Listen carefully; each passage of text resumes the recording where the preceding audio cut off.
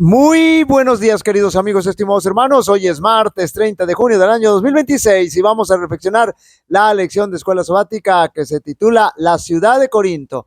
En la introducción de la lección ya mencionamos algunos aspectos importantes de la ciudad de Corinto. Ahora veamos lo que la Biblia declara con relación a Corinto. Hechos capítulo 18, versos del 1 al 3. Después de estas cosas, Pablo salió de Atenas y fue a Corinto y halló a un judío llamado Aquila, natural del Ponto, recién venido de Italia, con Priscila su mujer, por cuanto Claudio había mandado que todos los judíos saliesen de Roma. Fue a ellos y como era del mismo oficio, se quedó con ellos y trabajaban juntos, pues el oficio de ellos era hacer tiendas, hacer carpas.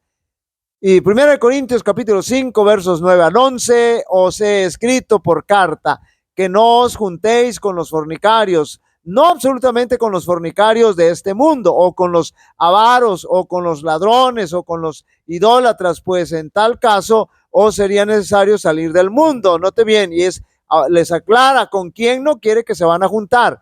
Más bien os escribí que no os juntéis con ninguno que, llamándose hermano, es decir, cristiano, fuere fornicario o avaro o idólatra o maldiciente o borracho o ladrón, con tal ni aún con el tal ni aún comáis. 1 Corintios capítulo 8 verso 4, acerca pues de las viandas que se sacrifican a los ídolos, sabemos que un ídolo nada es en el mundo y que no hay más que un Dios. En primer lugar, Corinto era una ciudad económicamente próspera, era una ciudad portuaria. En el tiempo de Pablo, Corinto era una ciudad reconstruida, ya que había sido destruida en el año 146 antes de Cristo y reconstruida en el año 44 antes de Cristo. Y en el tiempo del apóstol Pablo, Corinto ya superaba a Atenas en varios aspectos. Para Pablo, Corinto era una ciudad excelente para establecer el evangelio ahí por su posición geográficamente estratégica. Y como era próspera económicamente hablando, eso favorecía el trabajo de Pablo como fabricante de carpas para su sustento. Pero esa misma ventaja de ser una ciudad próspera económicamente hablando originaba ciertos problemas que se convirtieron en un desafío para establecer y mantener la iglesia en ese lugar. Era una ciudad muy idólatra, con una gran pluralidad de dioses y señores, los cuales tenían sus santuarios, y entre otros se encontraban Apolo, Atenea y Afrodita. Hasta podíamos encontrar algunos dioses del panteón egipcio como Serapis e Isis. Otro aspecto bastante complicado que encontramos en la ciudad de Corinto del tiempo del apóstol Pablo es que había mucho libertinaje sexual, es decir, había mucha inmoralidad, mucha perversión sexual, era terriblemente inmoral. En el tiempo del apóstol Pablo, Corinto era una de las metrópolis comerciales, y noten bien por qué surgía toda esta depravación sexual.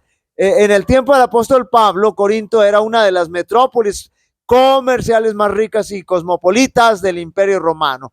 Su intensa vida portuaria y sus prácticas religiosas paganas, que incluían el culto, note bien, a Afrodita y la prostitución sagrada, fomentaron una cultura de libertinaje extremo donde los excesos y la inmoralidad sexual eran la norma, es decir, para ellos era normal, era natural.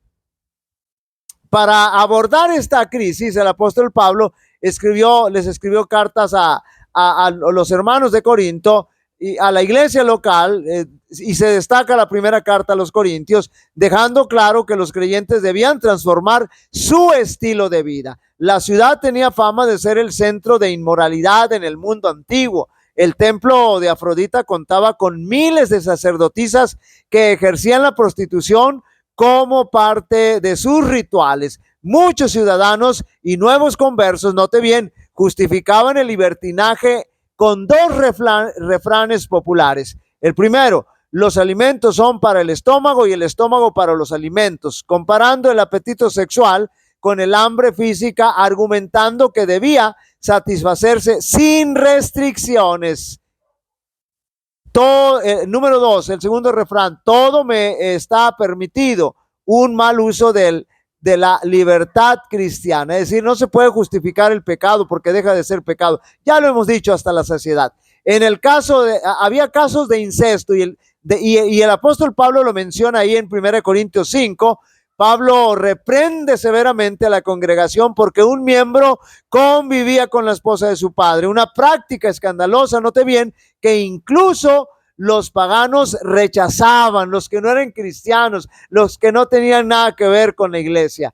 La tolerancia al pecado, había mucha tolerancia en el pecado, la iglesia se mostraba orgullosa y tolerante ante este tipo de situaciones y algunos miembros, escuchen bien, frecuentaban prostitutas, iban con las prostitutas a satisfacer su apetito sexual. Había relaciones extramaritales y divorcios. En 1 Corintios 7, Pablo aborda la tensión entre el matrimonio y el celibato. Debido a la fuerte tentación, instruye, note bien, a los casados a cumplir con sus deberes conyugales para evitar caer en la inmoralidad. Es decir, que deben de tener sus relaciones sexuales para no andar buscando satisfacer su relación sexual, su apetito sexual fuera del matrimonio. Así que la idolatría y la inmoralidad sexual eran parte del diario vivir de los habitantes de la ciudad de Corinto. Sin duda alguna, un gran desafío para la predicación del evangelio y para establecer ahí la iglesia. Pero recordemos, la obra y el ministerio del apóstol Pablo estaban siendo dirigidos por el Espíritu Santo. Y en base a todo lo anteriormente descrito, podemos concluir el por qué el apóstol Pablo se vio en la necesidad de escribirles 2 cartas a los hermanos de la iglesia de Corinto. Pudiéramos nosotros en nuestro medio encontrarnos con situaciones que también obstruyen o dificultan el desarrollo de la predicación y el desempeño de la iglesia en su crecimiento espiritual. Pablo dio un gran ejemplo contra el sentimiento que estaba entonces adquiriendo influencia en la iglesia de que el evangelio podía ser predicado con éxito solamente por quienes quedaran, enteramente libres de la necesidad de hacer trabajo físico. Ilustró de una manera práctica lo que pueden hacer los laicos consagrados en muchos lugares donde la gente no está enterada de las verdades del evangelio. Su costumbre inspiró en muchos humildes trabajadores el deseo de hacer lo que podían para el adelanto de la causa de Dios, mientras se sostenían al mismo tiempo con sus labores cotidianas. Mientras algunos con talentos especiales son escogidos para dedicar todas sus energías a la obra de enseñar y predicar el evangelio, muchos otros a quienes nunca fueron impuestas las manos humanas, note bien, para su ordenación, son llamados a realizar una parte importante en la salvación de las almas. Ahí no hay imposición de manos humanas, sino las manos mismas del Señor. El abnegado siervo de Dios que trabaja incansablemente en palabra y doctrina lleva en su corazón una pesada carga. Su salario no influye en su labor. Recibió del cielo su comisión y del cielo espera su recompensa cuando haya terminado el trabajo que se le ha confiado. La Biblia revela la verdadera filosofía de la historia en las palabras de belleza inmaculada y ternura por el apóstol Pablo, dirigió a los filósofos de Atenas. Expone el propósito que tenía Dios al crear y distribuir las razas y naciones. Él de una sangre ha hecho todo el linaje de los hombres para que habiten sobre la faz de la tierra y les ha prefijado el orden de los tiempos y los límites de su habitación, para que busquen a Dios y en alguna manera palpando puedan hallarle. Dios declara que cualquiera que desee puede entrar en los vínculos del pacto, es decir, puede dejar de ser gentil, porque el gentil significa que está fuera del pacto.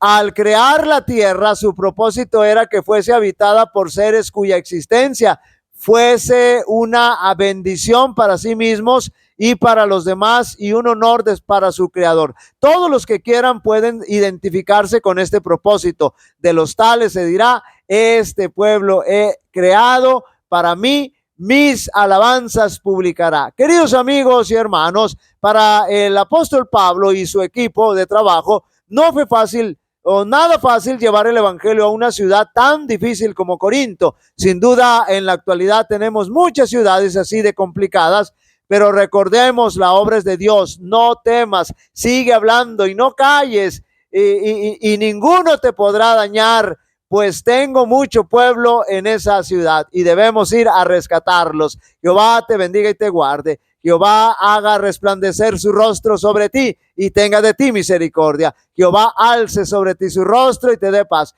Y pondrá mi nombre sobre los israelitas y yo los bendeciré. Dios bendiga a cada uno de vosotros.